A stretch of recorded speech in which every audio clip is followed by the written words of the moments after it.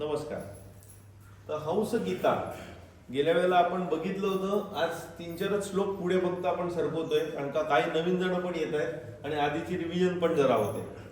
तर हंस गीता म्हणजे काय?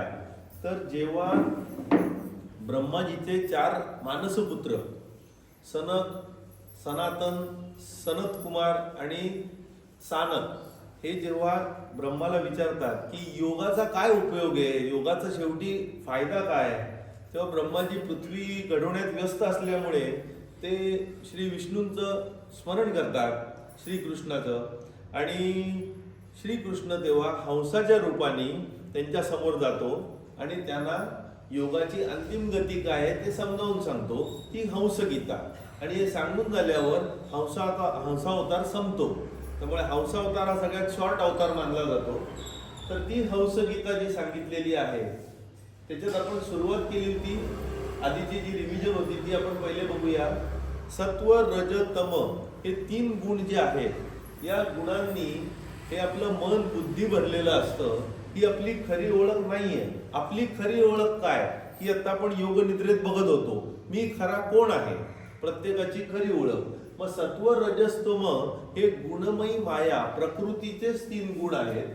अशा या सत्व, रज, तमाच्या चौकड्यातून आपल्याला बाहेर पडायचं असेल तर सत्व गुणांची वाढ करा.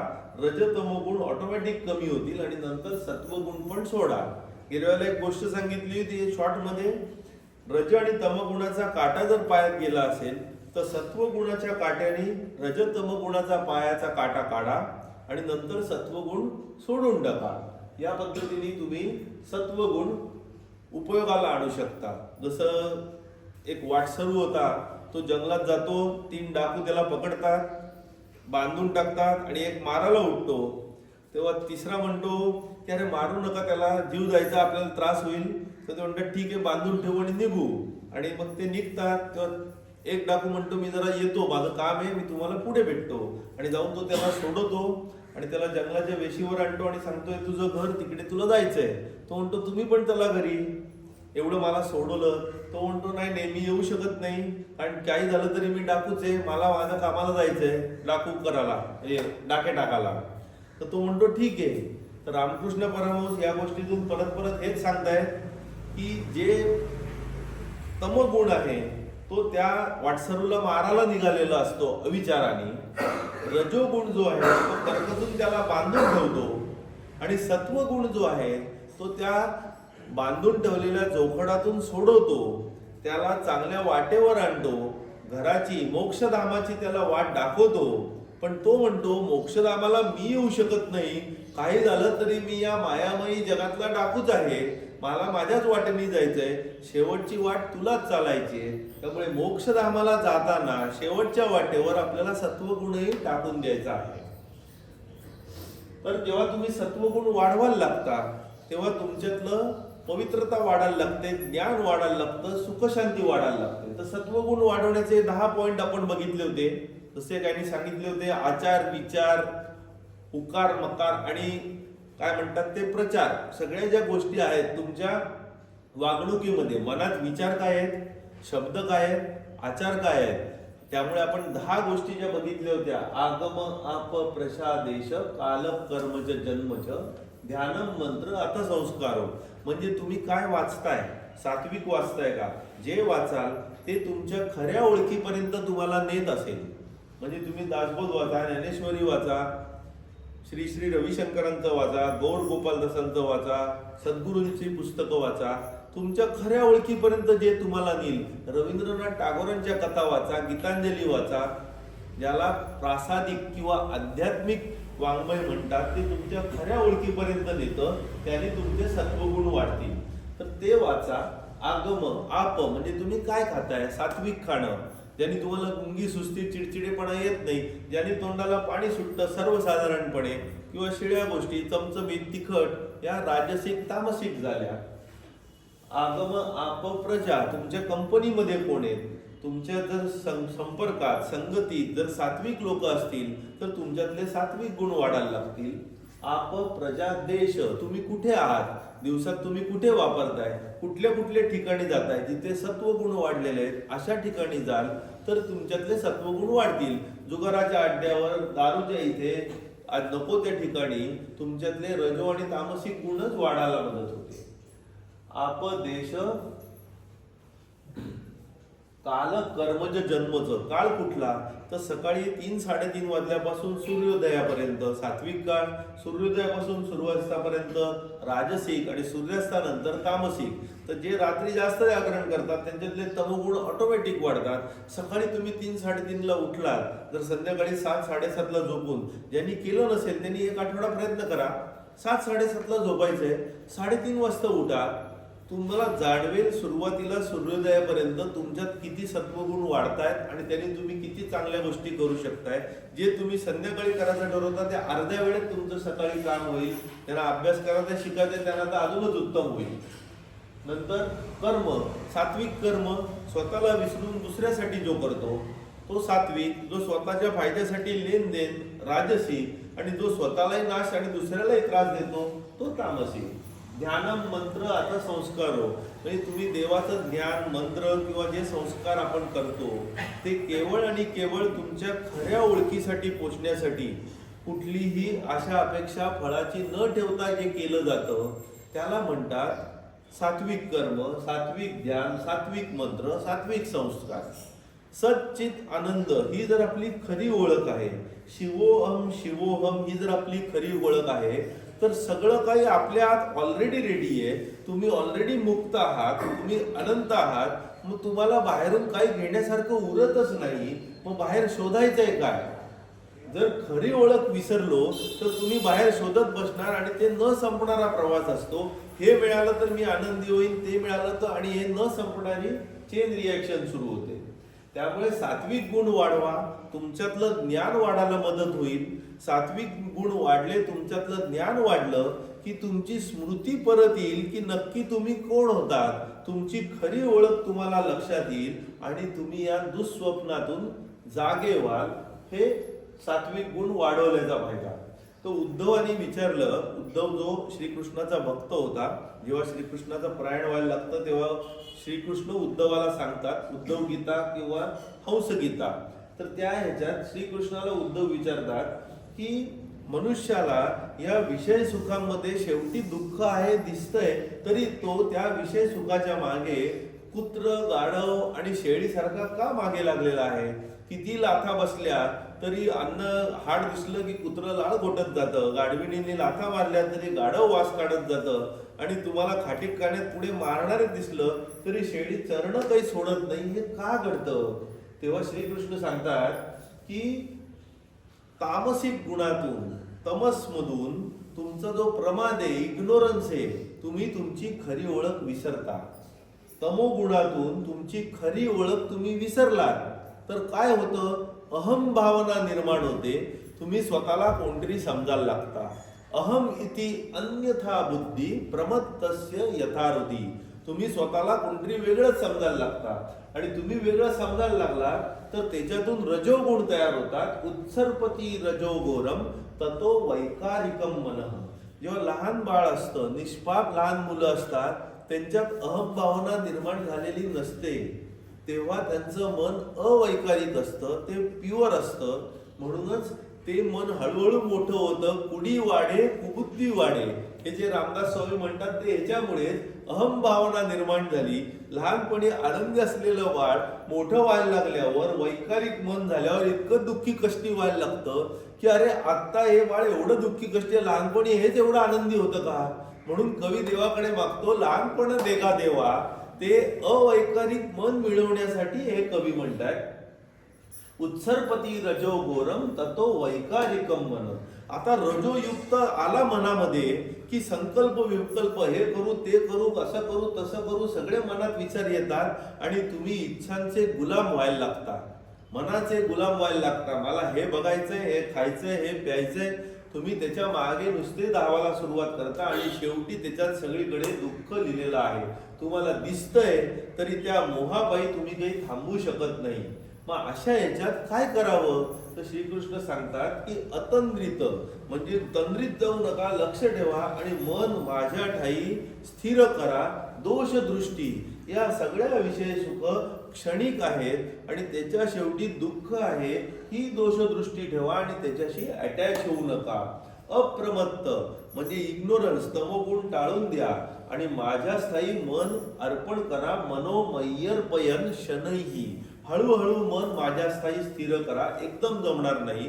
अशाच्यात अनिर्विण्ण न थकता उत्साहीपणे अनिर्विण्ण यथाकाले हळूहळू काळांतराने श्वासावरती नियंत्रण आणलं, आसनांवरती नियंत्रण आणलं की तुम्हाला माझ्या स्थायी मन स्थिर करता येईल. जित श्वास जितासन हा जो योग होता हे माझे शिष्य सनक आणि सगळ्यांनी सांगितला. काय सांगितला? मन पूर्णपणे माझ्या ठाई आकृष्य म्हणजे एकत्रित ठेव, तुमच्या खऱ्या ओळखीवरती मन स्थिर करा. जे श्रीकृष्ण भगवद्गीतेत सांगतात आत्मसंस्थम मन कृत्वा म्हणजे स्वतःच्या खऱ्या ओळखीवर मन स्थिर करून न किंचित अपिचिंतयेत दुसरा कुठला मनात विचार आणू नका. संकल्प प्रभवान कामान त्यक्त्वा सर्वान अशेषता म्हणजे मनात जे सगळे संकल्प विकल्प तयार होतात, इच्छा, त्या सगळ्या टाळून द्या, त्या सगळ्या सोडून द्या. मनसा एव इंद्रियाणा मन आणि इंद्रियांना विनियम्य समंतता सगळ्या बाजूनी कंट्रोल करा. तर कसा कंट्रोल करायचा? शनै शनै ही उपरमेत हळूहळू कंट्रोल करा. बुद्ध्या धृती गृहचया बुद्धीला डिटर्मिनेशनने हळूहळू कंट्रोल मध्ये आणा. आत्मसंस्थम मन कृत्वा न किंचित अपि चिंतयेत. मग पुढे जे श्रीकृष्ण सांगतायत की हिरण्यगर्भाची मुलं जी 4 मुलं सांगितली मी, सनक, सानक, सनातन आणि सनत कुमार, तर त्या मुलं ही मानसपुत्र होते हिरण्यगर्भाचे म्हणजे ब्रह्माचे. ते प्रपंचू पितराम सूक्ष्माम ब्रह्माला विचारतात की योगाची अंतिम गती काय आहे. मग ते सनकादय विचारतात गुणेषु आविशते चेतो गुणा चेतस्थिच प्रजो. जे सेन्स ऑब्जेक्ट आहेत, विषय सुखाच्या ज्या वस्तू आहेत त्याच्यामध्ये मन घुसलेलं आहे आणि मनामध्ये विषय सुखाच्या गोष्टी घुसलेल्या आहेत. तर या दोघांना एकमेकांपासून दूर कसं करायचं? ह्यांचा जो ट्रॅप आहे तो उलगडायचा कसा? मन या गोष्टींपासून दूर कसं करायचं? तर हे हंसगीतेत श्रीकृष्ण समजावून सांगतायत. यांना हंसाच्या रूपाने हा एक भाग त्यांनी दिलेला आहे आणि दुसरा भाग भगवद्गीतेत दिलेला आहे. या ट्रॅप पासून बाहेर कसं पडायचं? तर पहिलं उत्तर बघूया.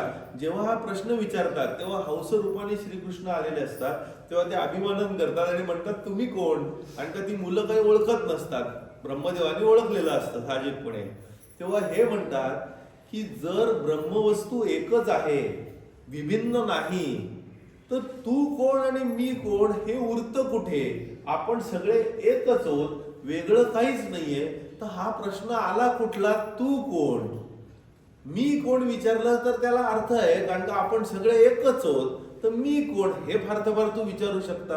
मग पुढच्या श्लोकात ते सांगतात की सगळ्या जे जीव आहेत ते पंचमहाभूतांनीच झालेले आहेत. पृथ्वी, जल, अग्नी, वायू, आकाश, 5 कॉम्पोनंट्स ओनली. ह्यानीच जर सगळे बनलेले आहेत, तर तू कोण मी कोण वेगळं कोण ह्याला काहीच अर्थ नाहीये. आणि आपण सगळं एकच ब्रह्मवस्तू जर आहोत, अद्वैतच जर आहोत, तर बोलणारा कोण, प्रश्न विचारणारा कोण, उत्तर देणार कोण आणि ऐकणार कोण? सगळं एकच आहे. त्यामुळे बोलणं हे सगळं अनर्थकच आहे. या बोलण्यालाही काही विशेष अर्थ उरत नाही.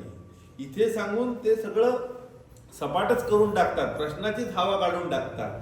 पण त्यांनी प्रश्न विचारलेला असतो म्हणून त्याचंही उत्तर देतात की हे जे विषय सुखाचे वस्तू आहे आणि हे जे मन आहे हे बनलेलं आहे मोहमयी मायेनी. हे या जीवाला, देहाला देहीमध्ये गुंतवून टाकतात. निबध्नन्ति कौंतेय देहे देहिनम अव्ययम. हे 14व्या अध्यायात श्रीकृष्णाने खूप छान गोष्टी दिलेल्या आहेत. त्याच्यात त्यांनी दिलेलं आहे की हे जे गुण आहे सत्वम रजस तमो इति गुणा प्रकृती संभवाः. सत्व रज तम हे गुण प्रकृतीमुळे बनलेले आहेत, गुणमयी मायेमुळे. प्रकृती म्हणजे गुणमयी माया, त्यामुळे हे 3 गुण बनलेले आहेत. निबध्नन्ति महाबाहो देहे देहिनम अव्ययम. ते त्या देहाला जीवरूपात जखडून टाकतात मोह मायेनी. आता या ह्याच्यात जखडून जे टाकलेलं आहे तेव्हा एक लक्षात घ्या, तो जीव हा माझाच अंश आहे. मग पुढे श्रीकृष्ण सांगतात, गुणेषु आविशते चित्तम अभिक्षणम गुणसेवया. विषय सुखाच्या गोष्टींमध्ये आपलं चित्त सारखं घुसतं, कारण त्याला परत परत त्या विषय सुखाच्या गोष्टींचा उपभोग घ्यायचा असतो. ती उपभोग घ्यायची हाव काही संपत नाही, कारण त्या चित्त देखील या गुणांनीच बनलेलं आहे. तामसिक, राजसिक आणि सात्विक हे गुण कमी जास्त प्रत्येकाच्यात होत असतात. त्या गुणांनी बनलेलं हे चित्त त्या गुणांनी बनलेल्या गोष्टींकडे आकर्षित होतं. Same attract towards that. म्हणजे तुम्ही तामसिक असाल तर तामसिक गोष्टींकडे अट्रॅक्ट व्हाल. इथे जमलेले सगळे सात्विक असल्यामुळे सात्विक गोष्टीकडे अट्रॅक्ट झालेले आहेत, तिथे तुम्ही अट्रॅक्ट होता.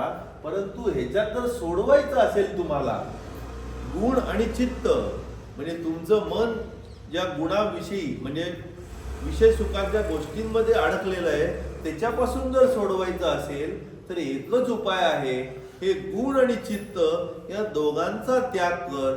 कसं? माझ्या ठाई स्थिर होऊन, तुझ्या खऱ्या ओळखीमध्ये स्थिर हो.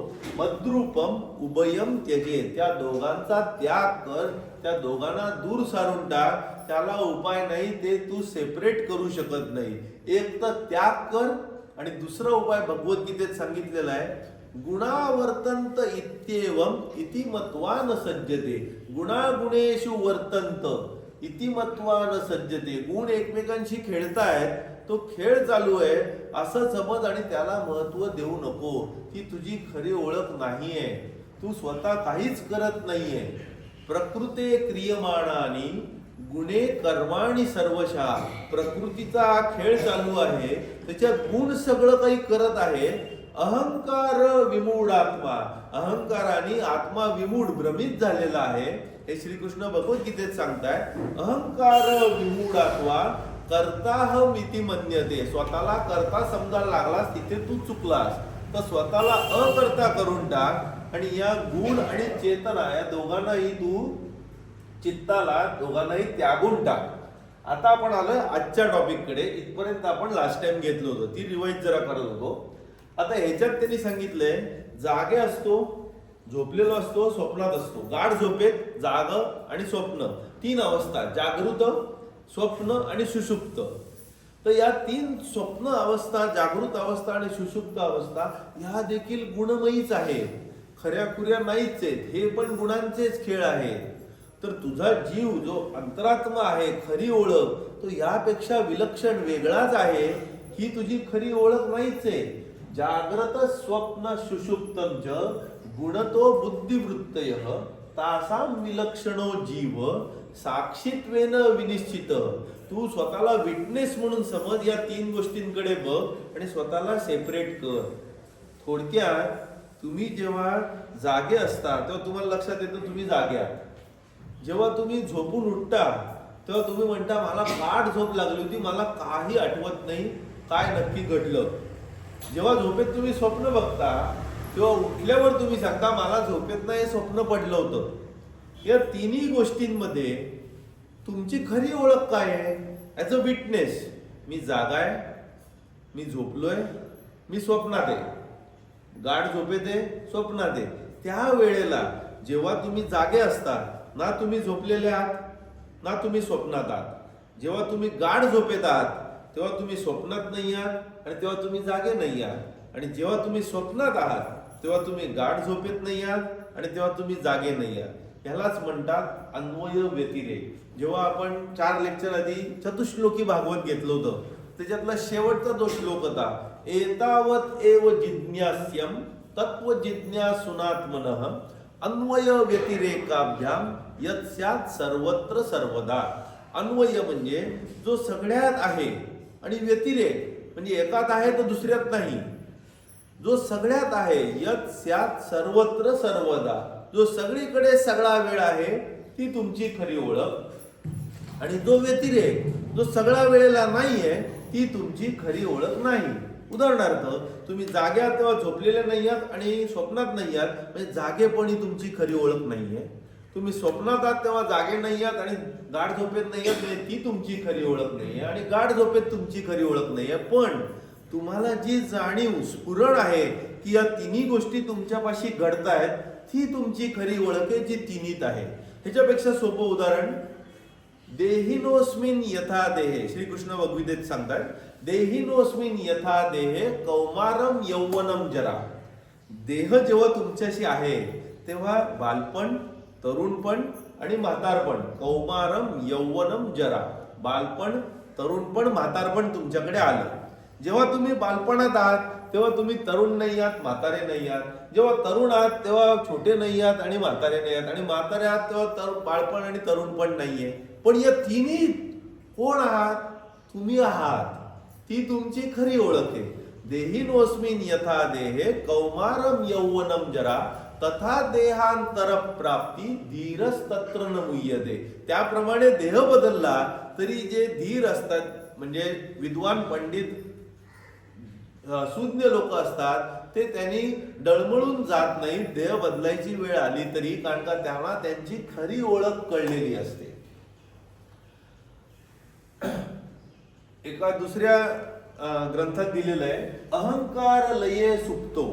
सुप्तावस्थेत जेव्हा तुम्ही पूर्ण गाढ झोपलेले असता तेव्हा तुमचा अहंकार लयाला गेलेला असतो, अहंकार शिल्लक राहिलेला नसतो. जेव्हा तुम्ही स्वप्नात असता तेव्हा अहंकार पार्शली जागृत असतो, आणि जेव्हा जागे असता तेव्हा अहंकार फुल प्लेज जागृत असतो. अहंकार नाहीच आहे, अहंकार थोडा आहे, अहंकार जास्त आहे. सुषुप्ती, स्वप्न आणि जागृती, असं त्यांनी त्याचं वर्णन केलेलं आहे. मग हेच पुढे म्हटलेलं आहे, यहिर संस्कृती बंध अयम आत्मन गुणवृत्ती दह. हाच आत्म्याचा, तुमच्या खऱ्या ओळखीचं बंधन आहे की तुम्ही त्याला वेगळंच समजायला लागलेला आहात. तुमची खरी ओळख विसरून तुम्ही दुसऱ्याशी आयडेंटिफाय करणं, ह्यालाच अहंकार म्हणतात. Wrong identification. दृक्दर्शन शक्यो हो एकात्मता इव अस्मिता. अहंकाराची व्याख्या जी पतंजलीने दिलेली आहे. तर तुमची रॉंग आयडेंटिफिकेशन झालं, मी शरीर आहे, मी मन आहे, मी बुद्धी आहे. शरीर आहे म्हटल्यावर मी जाडा आहे, बारीक आहे, काळा आहे, गोरा आहे. Wrong identification with body, wrong identification with mind. आज मी आनंदी, आज मी दुःखी, आज मी चिडलोय, आज मी रागवलोय. आणि रॉंग आयडेंटिफिकेशन विथ इंटलेक्ट, बुद्धी, की आज मी एकदम जोरात काम करतोय, हुशार आहे, मूर्ख आहे, स्लो आहे, फास्ट आहे, हे बरोबर आहे, हे चुकीचं आहे, जजमेंटल, ते बुद्धी झालं. तर हे रॉंग आयडेंटिफिकेशन काढून टाका, नाहीतर तेच तुमचं बंधन आहे. मयी तुर्य स्थितो जय्यान. श्रीकृष्ण उपाय सांगतायत. तुर्य म्हणजे चौथी अवस्था, जी जागृत, स्वप्न आणि सुषुप्ती ह्यांच्या पलीकडची आहे, जी विटनेस ॲटिट्यूड आहे. ज्यांनी तुम्ही या तीन अवस्था बघताय, जागेपण, झोप, गाढ झोप आणि स्वप्न, ती तुर्य अवस्था, तिथे राहा. मयी तुर्ये म्हणजे माझ्या तुर्य अवस्थेत तुम्ही राहा, ऍज अ विटनेस. स्थितो जय्यान, जय्यान म्हणजे सोडून द्या. त्याग तद गुण चेतसा, गुण आणि चेतसा म्हणजे सेन्स ऑब्जेक्ट, हे सगळ्यांचा त्याग करून टाका, सोडून द्या. म्हणजे तुम्ही या ट्रॅप मधून बाहेर पडाल. तर या ट्रॅप मधून बाहेर पडण्यासाठी ट्रॅप अडकवलंय कोणी? तमोगुणातून निर्माण झालेला अहंकार. अहंकारम कृतम बंधम आत्मानम अर्थ विपर्यम. या अहंकाराने, रॉंग आयडेंटिफिकेशननी तुमची खरी ओळख तुम्ही विसरलेला आणि विपर्य, चुकीचाच अर्थ काढताय. जो विद्वान आहे, ज्याला कळलेला आहे, त्याला या संसार चिंता सगळी सोडलेली आहे. तो तुर्येमध्ये स्थित राहिलेला आहे आणि या सगळ्या संसार चिंता त्यांनी सोडून दिलेल्या आहेत. तो गुणांचा खेळ आहे. ज्याला हे कळलंय त्याला अद्वैत कळलंय.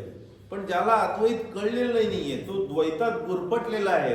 तुम्ही वेगळे, मी वेगळे, ही वेगळी, ती वेगळी, ह्यांची जी भावना आहे, ते कसे आहेत? किती त्यांना समजवा, त्यांच्यात प्रकाश कधी पडणार नाही. तुम्ही काही वाचा, कसंही समजवा, जे स्वतःला दुसऱ्यापासून भिन्न मानताय ते जागे असले तरी स्वप्नात असल्यासारखे आहेत, किंवा स्वप्नात जसा व्यक्ती स्वतःला जागा समजतो अशा प्रकारे आहे. इथे आपण आजचं थांबवतो. तर अव्यापारेषु व्यापारम यो नरक कर्तुम इच्छिते. आता एक दोन गोष्टी करू आणि संपूया. स्टोरीज. पंचतंत्रातली गोष्ट आहे. एक लाकूड तोडे असतो तिथे काहीतरी तो बनवलेला असतं, लाकडाच्या 2 खिळे मारून फिट केलेलं असतं आणि स्प्रिंग ऍक्शन सगळं असतं. ते कसं बसं फिट ठेवलेलं असतं. थोडा धक्का लागला तर ते उडून खिळा घुसू शकतो, जीव जाऊ शकतो. माकड येतं तिकडे.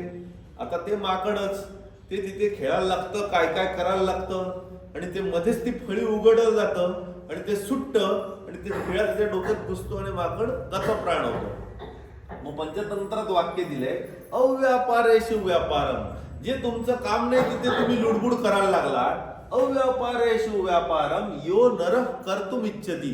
जो मनुष्य तुमचं काम नाही तिथे लुडबुड करायला जातो, स एव निधनम याती. त्याचा मृत्यू मरण ओढवतं. किलोथ पाटीव वानर. पाठीवरच्या किड्यामुळे जसा वानराचा मृत्यू ओढवला.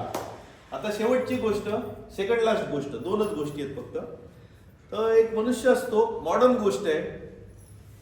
तो विमानाने प्रवास करायला जाणार असतो एअरपोर्टवर, एकटाच चाललेला असतो, तरुण असतो एकदम तरणाबाण, 20ला. आणि एअरपोर्टवरती त्याला एक सुंदर तरुणी दिसते. ती म्हणते की जरा माझी बॅग सांभाळाल का, मी जरा टॉयलेटला जाऊन येते, मला पण तुमच्याच बरोबर याच विमानात यायचंय. तर त्याच्या मनात इच्छा निर्माण होते, अरे मी एकटाच आहे, अजून लग्न नाही झालं, ही पण सुंदर दिसते, विमानात जरा 3-4 तासाचा प्रवास आहे, गप्पा बिप्पा होतील. तरुणाच्या मनातले विचार, बालस्तावत क्रीडासक्त तरुणस्तावत तरुणीसक्त, असं शंकराचार्यांनी जे दिलेलं आहे त्याप्रमाणे. तर तो म्हणतो हो मी घेतो लक्ष, आणि ती जाते आणि अनाउन्समेंट होते वगैरे. तो म्हणतो आता तिला यायला वेळ जातोय, मी बॅग घेऊन आत जातो, ती येईलच. तो बॅग घेऊन आत जातो, विमानात बोर्ड होतो, विमान सुटतं. तो म्हणतो आता तर काय बॅग मी टाकू शकत नाही, आता पुढच्या वेळेला बघू, पुढच्या एअरपोर्टवर येईन मी, अजून काय करणार. पुढच्या एअरपोर्टवर तो उतरतो. म्हणतो बॅगेत काय काय माहिती तर नाही आपल्याला, बघायला तर काय हरकत नाहीये, पण तरी तो विचार टाळतो. आणि तिथे उतरल्यावर कस्टम ऑफिसर त्याच्याकरता स्वागतासाठी उभे असतात की या, ही बॅग कोणाची. तो म्हणतो माझी नाहीये, आणले तर तुम्हीच, तुमचीच बॅग आहे, खोला. त्या बॅगेत ड्रग्ज मिळतात. मग त्याला इतक्या अडचणी आणि हाल अपेष्टांना सामोरं जायला लागतं. ती माझी बॅग नाहीये हे सिद्ध करता करता. ही गोष्ट आपल्या बाबतीतही घडतेच. आपण आपली खरी ओळख विसरतो. स्वतःला शरीर, मन, बुद्धी, अहंकार या सगळ्या गोष्टींचा आपण समजायला लागतो आणि नंतर ज्या हाल अपेष्टा आपल्याला व्हायला लागतात, जे भोग भोगायला लागतात, तेव्हा मी हा नाहीये हे सेपरेट करता करता आपल्या नाकी नऊ येतात. आपली खरी ओळख आपल्याला दाखवता दाखवता नाकी नऊ येतात. म्हणून ज्ञानेश्वर महाराज म्हणतात, जोपर्यंत डोळ्याने दिसतंय तोपर्यंत बघून घ्या, पायाने चालतंय चालून घ्या, हाताने चांगलं काम करू शकतोय करून घ्या, आणि बुद्धीने खरं आत्मज्ञान आपण चोख करून घेऊ शकतोय तोपर्यंत करून घ्या, नंतर नाहीतर हालच ठेवलेले आहे. आता शेवटची स्टोरी, झेन स्टोरी. एक झेन मॉन्क असतो, धर्मगुरू, यंग असतो. तो सगळीकडे प्रत्येक गावात जाऊन भेटवस्तू द्यायचा, दुसऱ्या गावात, तिसऱ्या गावात. आणि झेन एक मोठा गुरु असतो एका गावात, तो ह्याच्याबद्दल खूप ऐकतो. त्याला असं वाटतं एवढ्या तरुण मनुष्य काय नक्की करतोय, आपण त्याची परीक्षा घेऊया. तो त्याला बोलवणं पाठवतो. तो बॅग घेऊन येतो त्याची, ती गिफ्टची. तर त्याला तो म्हणतो 2च प्रश्न मला विचारायचे. पहिला प्रश्न, झेन धर्मगुरु म्हणजे काय.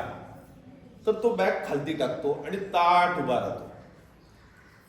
आणि तो म्हणतो दुसरा प्रश्न, झेन धर्मगुरु नक्की काय करतो. तो बॅग उचलतो आणि निघून जातो. आता या गोष्टीचा अर्थ काय. जेव्हा त्याला विचारतात झेन धर्मगुरु म्हणजे तुझी खरी ओळख नक्की काय, तर ती जी बॅग आहे ती खोटी ओळख आहे, ती त्यांनी टाकली. तो नुसता ताठ उभा राहिला म्हणजे कशाही आधाराशिवाय तू जो आहेस ती तुझी खरी ओळख. मग तुझं काम काय. ती खोटी ओळख तो अंगावर घेतो आणि कामाला लागतो. तर आपण या द्वैतामध्ये आपली ही जी खोटी ओळख आहे ती घेऊन जाणीवपूर्वकपणे काम करूया, पण खरी ओळख न विसरता. तर आता आपण पसरगानाने शेवट करू. आता विश्वात्मके देवे येणे वाक्यज्ञे तोष्ठावे, तोषोनी मज द्यावे असाय दान हे. जे कळांची व्यंकटी सांडो दया सत्कर्मी रती वाढो, भूता परस्परा पडो, मैत्र जीवाचे दुरितांचे तिमिर जावो, विश्वस्वधर्मे सूर्ये पाहो, जो ते वांछील तो ते लाहो.